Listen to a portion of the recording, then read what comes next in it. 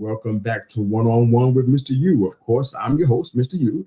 In studio with us, coach, speaker, and the author of Stop Leaving Life on the Table, John Salzwedel's in the house. John, how are you, man? Good to see you today. I'm good, Mr. U. Great to see you today. I'm doing well. It's a good day. We got yellow snow out here, so I'm not thrilled about that part, but it is what it is. Uh, Before we get into the conversation with you, which I think is going to be incredible, our listeners are going to love what you have to share. But before we get into that, if you're watching and listening for the very, very first time, first again, thanks for making us part of your week. We definitely appreciate that. If you're listening to us, of course, that means you're listening to us on Apple Podcast, Spotify, iHeartRadio, Pandora. Thank you for doing that. We are live, so we're live on YouTube and Facebook right now as we speak. So if you have any questions or comments, you can drop them in the comment section where you see the episode. We'll see if you got a question for John, by all means. His book, his coaching, his public speaking engagements, whatever it is, work-life balance, all the things that he may talk about today, drop them in the comment section. We'd love to hear from you guys. Maybe John answer your questions right here live on the show. So thanks again for making us part of your week. We're excited about the conversation and the topic for today. So one of the things that you talk about is leaving life on the table. And that's kind of in my wheelhouse. That's where I live. But I want to get into that. So I'm going to table that just for a moment and kind of ask you about you. What was life like for young John? How did you get from where you were to where you are today? What's a key factor in your mind that got you from the young John to the person you are today, besides age, besides just growth? Yeah, I got a lot of that age too. Yeah. Yeah, I think one of the biggest things that I learned over the years that got me from young John and people that would know me from my early 20s, I was always right back then. I don't know if you had that, but I was always right, and I made sure everybody knew that I was always right. And as I've gotten older, I figured out I know less and less and less, and so I spend more time listening now than I used to. And the biggest thing was it just I think because I could tell when people just, they didn't want to talk to me anymore because I wasn't listening. And that's a terrible thing. Nobody likes to feel like they're not being heard. And when I recognize that, I still struggle, but I'm working on it. And I try to listen a little bit better and make sure that everybody knows I do want to hear what they have to say. I love that, man. I want to ask you a question about that real quick. I think it's really incredible. Immediately, I'm thinking about the little boy who cried wolf. I don't know why that's coming to mind right now, but that's what I'm thinking about right now. And I love to ask you, because this is something I believe that, especially if you frame this for our listeners and viewers, they're making something out of this. When you are at a place where you have been known to be a certain kind of person, like a person that, in your case, a person that wouldn't listen, what was the transition like to become somebody who people can start to trust again? I know there's some personal change in you, but did you do anything different when you knew that, people weren't listening because of how you were? Did you stop talking? Did you talk more? Were you more emotive? What was different that kind of got people to begin to trust you again? The biggest thing was time. It took a long time. I had to prove myself over and over again. The Stephen Covey's book, 7 Habits, he talks about listening to understand rather than listening to respond. And when I started taking that to heart, I think people started noticing, but it still took a long time because they were just waiting for me to jump in and tell them. But I'm getting there. Yeah. I feel like that's so powerful in so many ways. I don't want to go off into a tangent. I do that on this show sometimes. But it just feels like there's a lesson in that for us.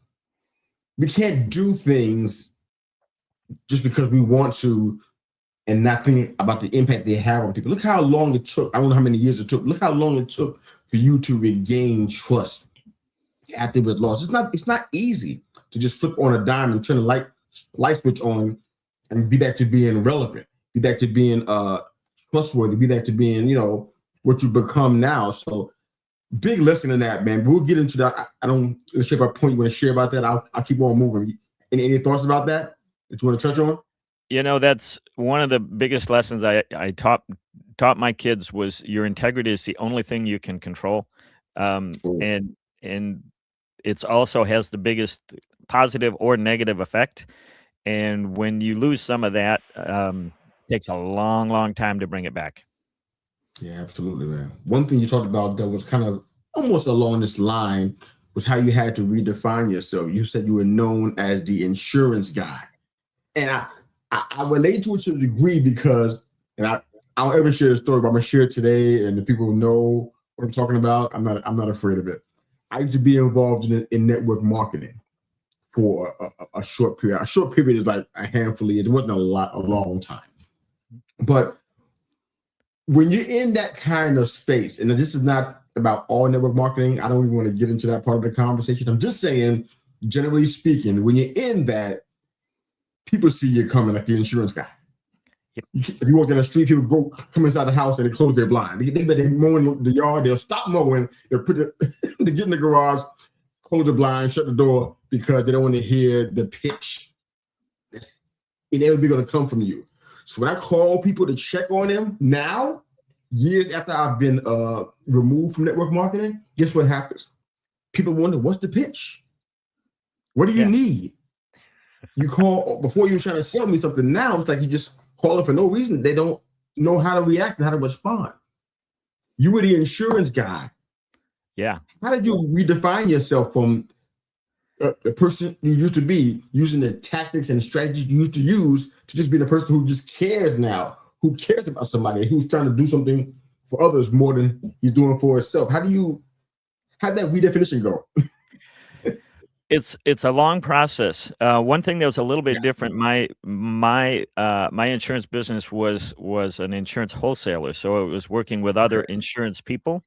But the people in my life and my other circles, at my church, friends, whatever, they knew me as insurance. And now I'm retired, and I'm working more hours than I ever worked before. But You guys are listening. yeah, but I'm having a whole lot more fun doing it. But it's really a time thing. And I can't tell you entirely how it's happened because I'm still working on it. And it's just a matter of having those conversations and just say, no, I don't do that anymore. This is what I'm doing now. And say it over and over and over again. And yeah, that's just kind of the nature of the beast when you make an entire industry shift, that people just don't think of me in that route. And that's okay. I'll get there. No, that makes a lot of sense. So just so much cool life stuff in this. That kind of I'm staying here in this vein with this next question. For those people who are watching, listen, who may be in a place where, and I know this through this show, what I've noticed is people come through who were deep in business. They did things the old-fashioned way, if you will. Good job, college, 4 years of college, get a job, stay there for 30, 40 years, and then they discover the entrepreneur inside of them, and they go out and launch out and do their own thing. It happens on so many episodes of our show right here, even in the comment section as well. How do you know when the right thing isn't the right thing anymore, John? Kind of help our people who are watching this right now, because sometimes people are staying in that so-called right thing. I'm using finger quotes now when I say the right thing, and it wasn't right at all for them. And it took them years to figure it out. And then once they figured it out, it took some additional years for them to break out of it and go into what the real right thing was. How do you know when the right thing is the right thing anymore? When the right thing isn't the right thing anymore? Excuse me. You described my path very, very well. I have found that there's two different ways people end up in that I'm no longer in the right thing. One is some big sudden thing happens, and then it's blatantly obvious. You know, there's a death in the family, or the business you work for closes and you have to do something, or whatever. There's some big, huge, tragic thing, or life-changing thing. So you notice it right there. Those are the easy ones to identify. Not necessarily easy to deal with, but they're easy to identify.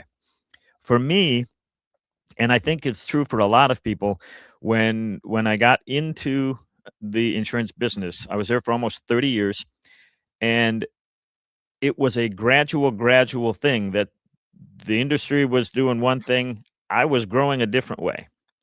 And kinda like that old story about you putting a frog in the pot, you know, if you put him in hot water, it'll jump right out, put him in cold water and turn it up, he'll stay there. Whether that's true or not, I don't know, but the story I have is no idea either. you have those little tiny changes, you don't notice them. And then at some point you don't want to get out of bed anymore. Mm. You delay stuff. Well, I'll do it next week when you perfectly well could do it today. You ignore things that you know need to be done. You just don't have that excitement about the job anymore. For me, that's how it all came about, and it lasted a long time. And then moving from that to where I am now took years. It Wow. because it's a scary thing to, I had the outward trappings of success, everything we're supposed to go for. Nice house, good family, good income, and everything we're told we're supposed to seek. But I didn't have that inner peace anymore. And to make the change that I did, I tried to do it in smaller ways. And that's a great way to do it if you can. I tried to just adjust the job that I was doing. Eventually got to the point I couldn't adjust it enough to feel that peace, to feel that alignment, to be excited to get up in the morning.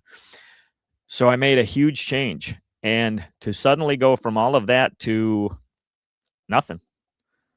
I mean, Mm. that was scary. That was really Scary. scary. Yeah. Good way to describe it, man. A lot of people are doing that and they don't have anybody to help them. They don't have a coach. They don't even have a mentor. They just kind of just saying, no, I'm gonna just bet on myself. And they don't even know why they're doing it. They just know it's something they just feel compelled to do. So Yes. definitely Yes. scary. Definitely scary. But I think it matters. I'm not telling people how to do those kind of life situations. And even as a coach, I try really hard to not tell folks what to do. I want people to understand, whether it be a client or somebody I mentor, I want them to understand all of the factors, all of the risk, and then decide, Yeah. because naturally, like iron to a magnet, there's a pull. And I want them to find that pull. I don't want to Yeah. push anybody into anything. When you this is something that you talk about, or I think you like talking about, and it's definitely a buzzword in spiritual circles now. I feel like it should be globally a thing, but it doesn't seem to be that. As far as the word itself is alignment. Mhm. What does it mean to you, John, to be out of alignment? What does out of alignment look like in your mind? Go ahead. To me, out of alignment is when your day-to-day activities and the direction you're going don't line up with your very base beliefs, the very essence of who you are. Something is just a little wrong. Maybe not totally contradictory to it, but you're not using all your gifts and talents that you've been given, and where your heart and your passion is lying is not being used.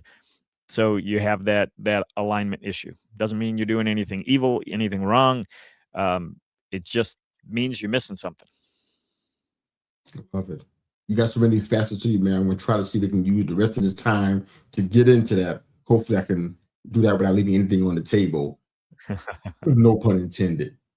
All right. So one thing you not shared some discussions about was coaching. Mm. I believe we're both in the coaching space, and we both believers. The fancy term these days is Christian. I have a big challenge. Even after we talked last, I was just thinking about this so much. I'm like, where we going in our conversation? I'm thinking about the interview, trying to craft it.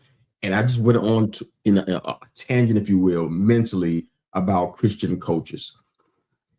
There's so many of them out here. So I can't even say us and align myself with them because of what they do, generally speaking. But there's so many Christian coaches out here, and they claim that, and there's so many things they don't have. One, they don't have anybody that's an accountability for them as coaches themselves. They don't have that. They refuse to have it. They don't want anybody to be overseer over them in a way. They want to be free agents, if you will. And then on top of that, they also don't really have Christ. They have a knowledge about the things of God and Christianity, as generally speaking, but they don't have the relationship that makes that engine go. You know what I mean? Mhm. And they offer something that they don't have access to, and I don't understand that. And I see so many people who come out of those kind of relationships, and they're just like they're more confused than when they went in. As a coach who is a believer, tell me your perspective on that. What do you do to safeguard yourself before you try to coach people? Just talk to me about a little bit about, as brief as you can, about that experience and your mindset surrounding that, if you can, please. Sure. And I'll actually take it a little bit even outside of the Christian realm, just to coaching in general. Um, I call myself, I try not to use life coach for the exact same reason. There are an awful lot of people that call themselves a life coach because they heard they could do it without having a license and they could have 5 minutes of training and do that and go out and do that. And the same, it's not any different in doing that same thing and calling yourself a Christian life coach. I actually changed my term to life crafter. Um, I don't know if it fits any better, but it separates me a little bit. Um, and the so I think that it's the same whether it's Christian or non-Christian. In the coaching realm, as a coach, you have to. Well, one of the big things you got to do is shut up and listen, and not give all of the answers on everything. The Yeah, the nice thing in someone who hopefully is calling themselves a Christian life coach is that Christ does mean something to them. And having that in my book, I talk about everything in the book can be used by someone who isn't a Christian. But I spend an awful lot of time talking about I am a Christian. This is the glasses that I wear when I talk about something. This is what I'm thinking. And if you don't think that way, you'll have to kind of interpret this stuff to fit for you because that's the only way I can think.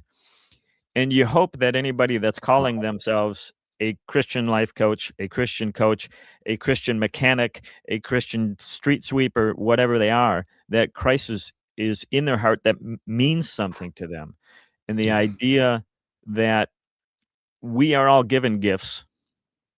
God wants us to use them. He's there to help us to use them. He wants us to find them. And it's important um, that we spend the time talking to him prior to these meetings. Actually, when before I had a little conversation with him before I tuned in with you today. Give me the right words to say because I'm not smart enough to have the right words, but there's people that need to hear things. So put them in my mouth so I can get them out here and make them available for people who need to hear them, whatever that might be. he's answered your prayer. Thank you for sharing that, man. That's fantastic. If I'm not mistaken, you're podcasting too, right? No, I don't have my own podcast at this time. Down the road, probably, but I'm not there yet. I got too many new things I'm doing right now. I can't do that one yet.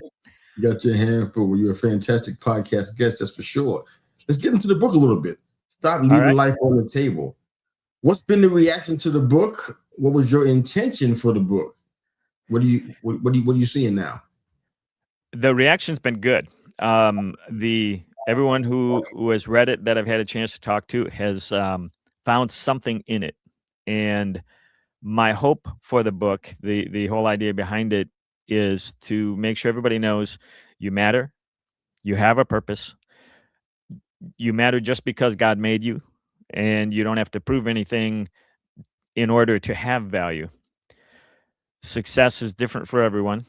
Find what success means to you, not what you're told success is supposed to be, and live that life. Build it, design it, see where you want to go. Don't just take what comes your way and go with the flow because going with the flow may not be the way you're supposed to be going, and it's very easy when you're going with the flow to go the wrong way, things that are against your beliefs and against your values. um, Absolutely. One of the key things in the book that I tried to do, and people will notice, I try not to talk using big words and talking fancy. I'm I'm just a guy, and I'm not a theologian. I'm not a doctor. I don't have any of those letters behind my name. And friends of mine who have read the book, they say I can hear you talking. It's just a guy talking in the book, and that That's was good. one of my chief goals was that it would be accessible to anybody. They wouldn't get bogged down on page one saying, "There's no way I'm going to be able to read through this because it's just too hard to read." It isn't, and that's been fun to hear. That's really good, man. That's really good. I like that. I like that. when you I mean one of the things as I'm a published author. I haven't published a book. I've written a few books. I haven't published a book since this very first one. I think about 10 years now. uh, when you write a book like this on a topic like this, Mhm. I feel like you almost are compelled to live up to that on a daily basis. The public life, everybody thinks that you're doing that. It's already kind of assumed. You writing a book about it, you must be doing that then. But privately, Mhm. what's John's private struggle with leaving life on the table, if there is one? The good part about it is I wrote the book from my own experiences, so it is close to home.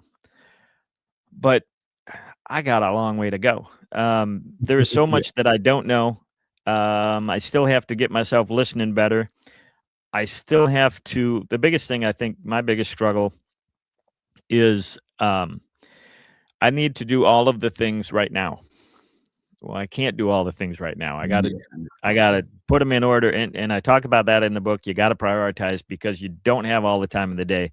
I tell a story in the book about, when I'm cooking a meal on the grill and I get distracted by my wood shop, and I go off and I start cutting stuff, and I come back and all the food's burnt. Oh wow, really? Yeah. So, it's just, getting my priorities in order. So, my biggest struggle is staying focused on what I need to be doing in that moment. So, my general Mm, direction, I think I got that part down pretty good, but in the moment, sometimes I lose my priorities. wow. Okay. I couldn't help but break out into a cheer at this part of your book when you were talking about the myth of work-life balance. I've heard that so long, and honestly, to be real, I believed it. It's like, Mhm. yeah, this. I don't know if it's just the wrong word choice or it's just a fallacy all by itself. Share with me what you think about that and what you were trying to say through the book. Go ahead. The myth of work-life balance. Well, let me ask you this question, and it might illuminate what I feel. Do you ever hear anyone talk about their sleep-life balance? I never heard that ever. Nobody talks about why is work not part of life? Work is part of life. Sleeping is part of life, eating is part of life, hanging out with friends is part of life. It's not a work-life balance, it's just balance. And it changes as you go through life. It's not 50-50. It's sometimes when you're starting a new business, you're going to spend 70% of your time in the business, maybe 80% of your time in the business. Sometimes the business is going smooth, but you got problems at home. You're going to spend 70% of your time, 80% of the time at home working on that. Sometimes it's all going okay and you're 20% across the board, whatever it may be. But to isolate work out as the single most important thing and is counterbalancing life, it's not separate from life. It is life. So get your life in balance. Work is just a part of it. The one place that I've never heard anybody talk about work-life balance is people who are entrepreneurs.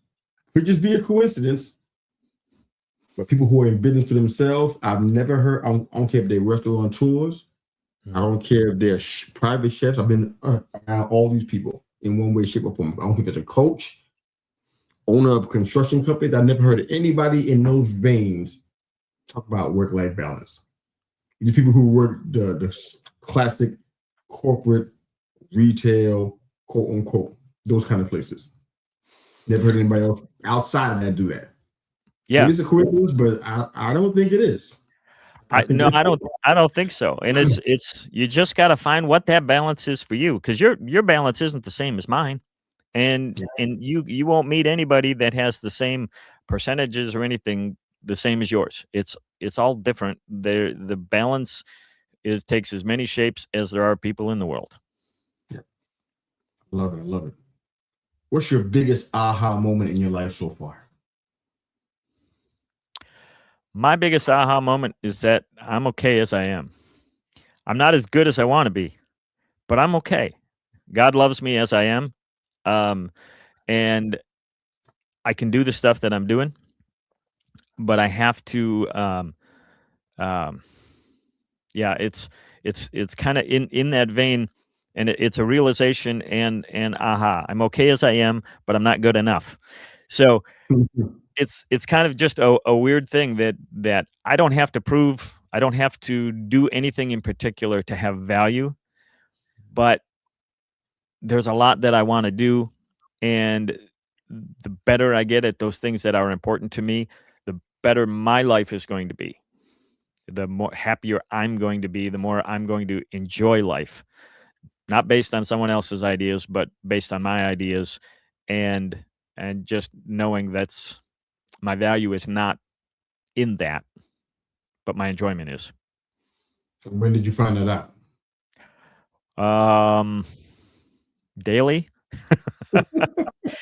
I have How to about the it's first a time? What it's was an the first time? ongoing thing because society is constantly telling you you're not good enough, and you go onto Facebook and you see all the amazing things happen in other people's lives, and you watch TV and everything's all glamorous and whatever. Well, you don't I talk about it in the book. You don't see the B-sides. For those of you who don't know what the B-side is, for the youngers, records, we used to listen to records. They were round Yeah. black things. The big hit that it played on the radio, that was the A side. And on the back they Oh put yeah. another song that nobody ever figured was going to be anything. Well, you don't hear those.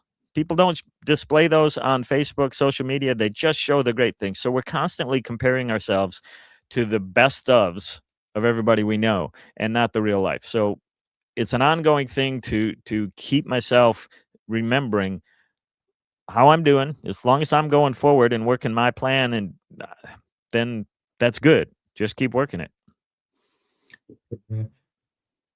I didn't intend to ask about this, but I'm just kind of just curious. I've been a big fan of a big fan. When I say fan, I have to think about what that sounds like. I'm not a fan in that sense that I'm a fan of my team.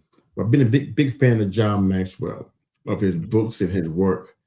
And through our conversation, you kind of shared that you were a part of his team. Yeah. Tell me, you don't have to get into what that how you got there as you like to, but what are the benefits of that? Because I see it all over people's profiles and they plaster it. As a matter of fact, it's the first thing that they mention. They'll mention that they're a father or a husband or a wife or a mother. They don't. The first thing that they show is I am a member of the John Maxwell team. And Yeah. then I'm a speaker. And then I'm an author. So tell me, you can't speak for them, obviously, but tell me what the benefits are in your mind for being a part of the John Maxwell team. The training was by far the biggest. When Hmm. you join the John Maxwell team, you get access to just lots and lots and lots of training materials, one-on-one interactions if you want them, group interactions if you want them, in speaking, in leading, and in coaching. And you learn a lot of skills and all of you dig in deeply to John's books, and you learn how to teach John's books. You learn how to lead groups with John's books, which he's got. I don't know if he's broken 100 yet, but he's got a lot Hmm. of books. He's pretty close to 100 if he hasn't broken it yet. And most of them fall within the leadership realm. And you learn a lot by really digging in and learning how to teach those. But you also learn the skills of coaching. And I had the benefit that when I joined in, there was one kind of head educator for the coaching team. And during my time there, that has shifted to another person. The basic idea is the same, but some of the methods are a little bit different. So I get the benefit of both of those. Okay. Um, but it's the education is the biggest thing that for me that they offer is just the in-depth dig into John's works and other people's works as well, but primarily his. I love that. Love that. All right, final question for you, John, and just want to hear your thoughts on this one. After you answer the question, I'd love for you to kind of just